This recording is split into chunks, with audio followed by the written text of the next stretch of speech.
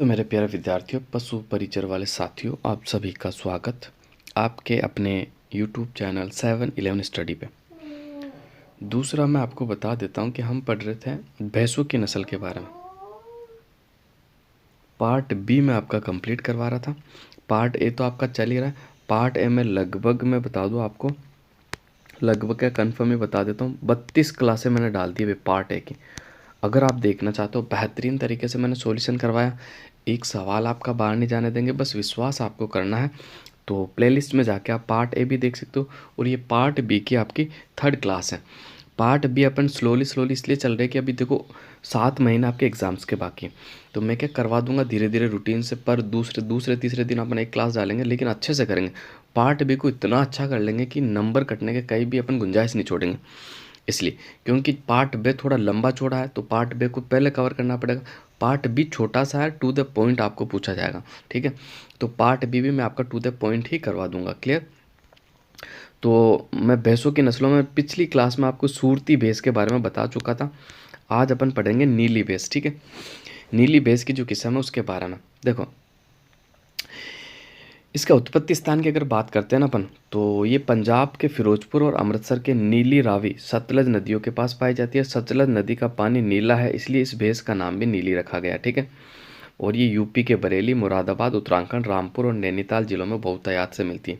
वैसे ये राजस्थान में नहीं पाई जाती, फिर भी देख लेते हैं, बाई चांस अगर पूछ ले तो। वैसे वो राजस्थान में जो नस्लें पाई जाती है उसी के बारे में पूछेगा। शरीर का रंग अधिकतर काला, कभी कभी भूरा भी मिलता है। माथे, चेहरे, थूथन, पैरों पे सफ़ेद चिन्ह होते हैं। पशु मध्यम आकार के, खुरदरे और भारी सिर वाले होते हैं। पूंछ की भूमि को छूती हुई, लंबी और पतली, जिसका भाग गुच्छेदार होता है और सफ़ेद होता है। अयन सुविकसित होते हैं, जिस पर कभी कभी गुलाबी धब्बे पाए जाते हैं। इसके नर पशुओं का शरीर का भार 580 से 600 केजी, और मादा पशुओं का जो भार होता है वो 400 से 450। प्रथम ब्यात की जो उम्र होती है वो आपके 40 से 48 माह होती है। अब देखो, मैं इंपॉर्टेंट फैक्ट भी आपको बता देता हूँ। इसके साथ साथ ही आपको याद रखना है, जो 20वीं आपकी पशु जनगणना रिपोर्ट है, 20वीं पशु जनगणना रिपोर्ट है, कब शुरू की गई थी आपको याद रखना। 16 जुलाई 16 जुलाई 2017 को स्टार्ट की गई थी। कब स्टार्ट की गई? 16 जुलाई 2017 को स्टार्ट की गई थी। जबकि इसके आंकड़े जो आगे थे छपकर आपके 16 अक्टूबर 2017 को आए थे। कब आए थे? 16 अक्टूबर 2017 को आए थे। क्लियर। अब देखो, मैं आपको इंपॉर्टेंट फैक्ट बता देता हूँ, और ये सबसे पहले आपको याद रखना है, जो 20वीं पशु गणना है, ये राजस्थान की प्रथम डिजिटल पशु गणना है। प्रथम डिजिटल पशु गणना आपकी है। क्लियर। इसके अलावा देखो, मैं और इम्पोर्टेंट फैक्ट आपको बतावा चलूँगा, बिल्कुल। दूसरा देखो, 19वीं पशु रिपोर्ट, 19वीं और 20वीं पशु रिपोर्ट। 19वीं पशु रिपोर्ट के अंदर कुल कितना पशुधन राजस्थान में था, तो आपको बिल्कुल याद रखना 577 लाख। जबकि 20वीं में कितना हो गया? 568 लाख। कमी कितने प्रतिशत की आ गई? 1.66% की आपकी कमी आ गई। क्लियर। अब आगे बढ़ते हैं, इंपॉर्टेंट फैक्ट की बात करते हुए चलेंगे अपन साथ का साथ ही, और आज अपन ये कंप्लीट कर देंगे। देखो, नीली भैंस आप देख सकते हैं, जो कि राजस्थान में कम पाई जाती है, फिर भी उपयोगिता की दृष्टि से दुग्ध उत्पादन जो होता है इसका 1500 से 1800 केजी प्रति ब्यात होता है। दूध में वसा होती है 8 से 10%। क्लियर। ये नीली होगी। जाफराबादी, ये राजस्थान में पाई जाती है, इसके बारे में अपन पढ़ेंगे, ठीक है। जाफराबादी भैंस का उत्पत्ति स्थान की मैं बात करूँ तो मूल स्थान गुजरात के गिर जंगलों और काठियावाड़ और जाफराबाद में है, ठीक है। इसकी विशेषता देखते हैं। पशु का शरीर भारी भरकम होता है, लंबा होता है, रंग काला होता है, इसका माथा भारी उठा हुआ होता है, सींग चौड़े गर्दन की तरफ झुके हुए होते हैं, और सींग के आगे का भाग गोल छल्लेदार होता है। इसके नर पशुओं का भार 500 से 600 केजी होता है। मादा पशुओं का भार 450 से 500 केजी होता है। प्रथम ब्यात की उम्र जो होती है 42 से 48 माह होती है। कितनी भी? 42 से 48 माह। क्लियर। उपयोगिता की दृष्टि से मैं बात कर लूँ तो दुग्ध उत्पादन क्षमता जो होती है 900 से 1100 प्रति केजी प्रति ब्यात होती है, और दूध में जो वसा होती है वो 7 से 9% होती है। क्लियर। अब देखो, जाफराबादी की बात कर लेते हैं। ये जाफराबादी है आपके सामने। अब इसके बाद आगे बढ़ जाता है। इसके बाद आपकी एक नस्ल और बच गई है, महसाणा। महसाणा की बात कर लेता हूँ। गुजरात के महसाणा, बनासकांठा, साबरकांठा जिलों का मूल निवास है इसका भी। महसाणा भैंस का जो उत्पत्ति स्थल है महसाणा, बनासकांठा, साबरकांठा, राजस्थान में जो पाई जाती है जालोर जिले में पाई जाती है। बिल्कुल इंपॉर्टेंट है, एग्जाम में बनेगा। महसाणा भैंस की नस्ल राजस्थान के कौन से जिले में पाई जाती है? जालोर में पाई जाती है। इसकी विशेषता की मैं बात कर लेता हूँ। तो देखो, ये नस्ल मुर्रा नर और सूरती भैंस के प्रजनन से प्राप्त हुई, यानी देखो मिश्रण है भाई। मुर्रा नर और सूरती भैंस के प्रजनन से ये प्राप्त हुई। मध्यम आकार के सींग, कुछ चौड़े अंदर की ओर मुड़े हुए, रंग काला, गर्दन लंबी और सुंदर होती है, अयन विकसित होता है। इसके नर पशुओं का शरीर भार 500 से 550 केजी होता है। मादा पशुओं का भार 400 से 450 केजी होता है। प्रथम ब्यात की जो उम्र होती है वो 40 से 48 माह होती है। क्लियर। इसकी उपयोगिता की मैं बात कर लेता हूँ। तो इसकी उपयोगिता 1200 से 1700 केजी प्रति ब्यात दूध देती है और वसा की मात्रा 7 से 8% होती है। ये आपके सामने है मेहसाणा भैंस की नस्ल। ठीक है, क्लियर। अब देखो, मैं कुछ और इंपॉर्टेंट फैक्ट आपको बता देता हूँ। देखो, आपको याद रखना, राजस्थान में पशु घनत्व कितना है। राजस्थान में पशु घनत्व की मैं बात करूंगा तो राजस्थान में पशु घनत्व आपका जो है ना, प्रति वर्ग किलोमीटर, तो आपको बिल्कुल याद रखना 166 प्रति वर्ग किलोमीटर। कितना है भाई? 166 प्रति वर्ग किलोमीटर राजस्थान का पशु घनत्व है। समझ में आ गया ना? यानी 1 किलोमीटर के दायरे में। ठीक है, कितने पशु पाए जाते हैं, कितने पशु होते हैं, तो 166 है। ठीक है, इसके अलावा मैं बात कर लेता हूँ, राजस्थान में सर्वाधिक पशु घनत्व दौसा का है भाई। राजस्थान में सबसे ज़्यादा पशु घनत्व एक तो आपका दौसा है और दूसरा, दोनों टॉप पर है, एक आपका राजसमंद है। राजसमंद और दौसा दोनों का ही 292 वर्ग किलोमीटर है। ठीक है, बिल्कुल आपको याद रखना। सबसे ज़्यादा पशु घनत्व कौन से जिले का? दौसा और राजसमंद दोनों का 292 है। ठीक है, इसके अलावा मैं बात कर लेता हूँ राजस्थान में न्यूनतम पशु घनत्व की। तो राजस्थान में न्यूनतम पशु घनत्व जो है वो जैसलमेर का है, 83 प्रति वर्ग किलोमीटर। ठीक है, सबसे कम जैसलमेर का, सबसे ज़्यादा में दो जिले बिल्कुल 292 पे आपके, एक तो दौसा, एक आपका राजसमंद। अब आगे बढ़ते हैं और इम्पोर्टेंट फैक्टों की बात कर लेते हैं।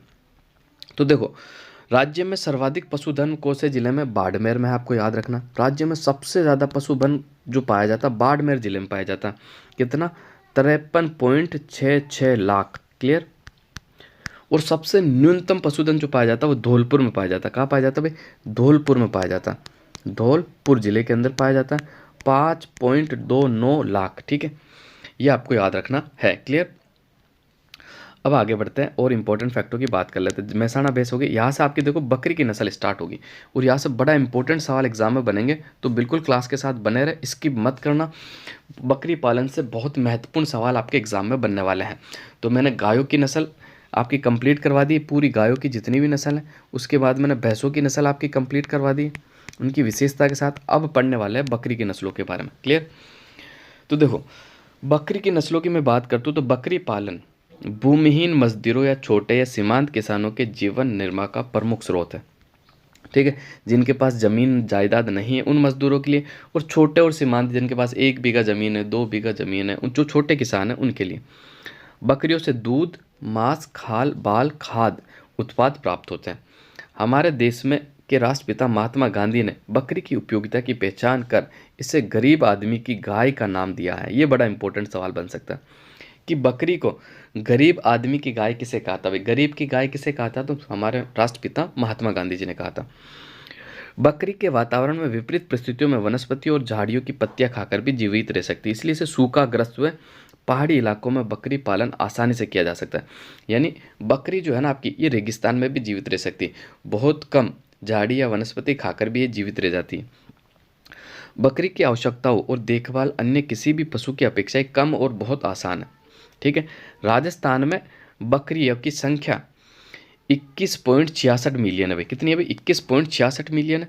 अगर मैं बात कर लेता हूँ वर्तमान की, वर्तमान जनगणना रिपोर्ट के अनुसार, तो बकरियों की जो राजस्थान में कुल संख्या कितनी है, तो आपको बिल्कुल याद रखना, बकरियों की जो कुल संख्या है प्रतिशत के अनुसार मैं बताऊँ तो आपकी है 14% बकरियां राजस्थान में पाई जाती है। कितने प्रतिशत? 14% बकरियां राजस्थान में पाई जाती है। और संख्यात्मक आंकड़े में 20.84 लाख बकरियां आपके राजस्थान में पाई जाती है। क्लियर, बिल्कुल आपको याद रखना। और इसके अलावा देखो मैं बता देता हूँ 19वीं और 20वीं रिपोर्ट की तुलना के आधार पर बकरियों में कुल कितनी कमी आई है, तो आपको बिल्कुल याद रखना है 3.81% की कमी आ गई। कितनी कमी आ गई? 3.81% की कमी आ गई है 20वीं पशुगणना रिपोर्ट में। ठीक है, अब आगे बढ़ते हैं। भारत में बकरी की कितनी नस्लें उपलब्ध है? तो 20 नस्लें उपलब्ध है। ठीक है, बकरी को रेगिस्तान का चलता फिरता फ्रीज यानी रनिंग डेयरी या डबल एटीएम भी कहा जाता है, क्योंकि इससे कभी कभी दूध निकालकर ताज़ा ही उपयोग में ले सकते हैं। समझ में आ गया आपके? कितनी बढ़िया लाइन आपको बताई गई है, यहाँ से सवाल बनने का पूरा पूरा चांसेस है। कि भाई रेगिस्तान का चलता फिरता फ्रिज किसे कहा जाता? बकरी को कहा जाता। रनिंग डेयरी और डबल एटीएम किसे कहा जाता? तो बकरी को कहा जाता, क्योंकि इसका तुरंत ही दूध निकाल के यूज़ में लिया जा सकता है इसीलिए। राजस्थान में मैं बात कर लूँ तो आप देखो, आगे बढ़ते हैं अपन। राजस्थान में बकरियों की 3 प्रमुख नस्लें वैसे पाई जाती है आपकी। सिरोही हो गई, मारवाड़ी हो गई, जखराना हो गई और झालावाड़ी होगी, ठीक है। इसके अलावा भी प्रमुख नस्लें जो है उनके बारे में अपन देखने वाले, ठीक है। तो सबसे पहले अपन बात करेंगे जमुनापुरी बकरी के बारे में। उत्पत्ति स्थान इसका जो है उत्तर प्रदेश का इटावा जिला इस नस्ल का मूल उत्पत्ति स्थान माना जाता है। इस नस्ल की बकरियां यमुना तथा चंबल नदी के बीच क्षेत्र में अधिकांशतः पाई जाती हैं। इस नस्ल की शुद्ध वंशीय पशु उत्तर प्रदेश के इटावा जिले और चक्रनगर और शाहसन गांव के आसपास पाए जाते हैं। क्लियर? अब देखो, विशेषता, जमुनापुरी बकरियां बड़े आकार की होती हैं। इनका माथा चौड़ा और उठा हुआ होता है, ठीक है। इनके कान लंबे और लटके हुए चौड़े होते हैं। मुंह लंबा होता है, नाक रोमन, सींग छोटे और चपटे होते हैं। इनके शरीर का रंग एक सा नहीं होता, परंतु प्राय सफ़ेद शरीर पर भूरे और काले चमड़े रंग के धब्बे हो सकते हैं। टांगें लंबी होती, पिछली टांगों पर लंबे घने बाल होना इस नस्ल की विशेषता है। वयस्क बकरे का जो भार है 90 केजी और बकरी का जो भार होता है 60 केजी तक का होता है। ये देखो जमुनापुरी आपके सामने है, ठीक है। जमुनापुरी बकरी आपके सामने है। इसकी उपयोगिता की मैं बात कर लूँ तो इस नस्ल के पशु दुग्धोत्पादन, मांस उत्पादन के लिए पाले जाते हैं। इस नस्ल में पशु कठोर तथा ग्रामीण इलाकों में पालने के लिए उपयुक्त रहते हैं। 250 दिन दुग्ध काल में बकरियां 360 से 544 किलोग्राम तक दूध देती है और वसा की जो मात्रा होती है 3.5 से 5% होती है। क्लियर? अब देखो, साथ के साथ अपन इंपॉर्टेंट फैक्टों की भी बात करते हुए चलते हैं। अब देखो, राजस्थान में पूरे देश का कुल कितना पशुधन पाया जाता है? नवीनतम रिपोर्ट के अनुसार मैं बात करूं तो 10.58% पशुधन पूरे देश का राजस्थान में पाया जाता है। इंपॉर्टेंट सवाल है, बनने के 99% चांसेस है, याद रखना होगा, ठीक है। और मैं बात कर लेता हूँ पूरे देश का, राजस्थान में कितना गोवंश पाया जाता है? तो 7.20% गोवंश आपका पूरे देश का राजस्थान में पाया जाता है। क्लियर? दूसरी मैं बात कर लेता हूँ कि भैंसें राजस्थान में कितनी पाई जाती है पूरे देश की, तो आपको याद रखना 12.47%, पूरे देश की 12.47% भैंसें आपके राजस्थान में पाई जाती है। दूसरी मैं बात कर लेता हूँ बकरियाँ, पूरे देश की 14% बकरियाँ आपके राजस्थान में पाई जाती हैं। फिर मैं बात कर लेता हूँ भेड़ों की, तो देखो 10.64% भेड़ें पूरे देश की राजस्थान में पाई जाती है। क्लियर? इसके अलावा मैं बात कर लेता हूँ ऊँटों, ऊँटों के मामले में राजस्थान का एकाधिकार है। 84.43% जो ऊँट है ना, 84.43% ऊँट आपके राजस्थान में पाए जाते हैं। पूरे देश के देख लो, लगभग पूरा ही पाया जाता है, बस देख लो आप। इसके अलावा राष्ट्रीय उत्पादन में राज्य का योगदान भी है। दूध उत्पादन की बात कर लो तो दूध उत्पादन में देखो राजस्थान टॉप पर है। दूध उत्पादन में पूरे देश में राजस्थान प्रथम स्थान पे है, और जबकि ऊन उत्पादन में भी पूरे देश में राजस्थान प्रथम स्थान पे, ठीक है। दूध उत्पादन में बात करूँ तो 12.6% दूध का उत्पादन होता है, और ऊन उत्पादन की बात करूँ तो 34.46% ऊन जो कि राजस्थान में उत्पादित होता है। बिल्कुल आपको याद रखना है। क्लियर? अब बढ़ते हैं आगे।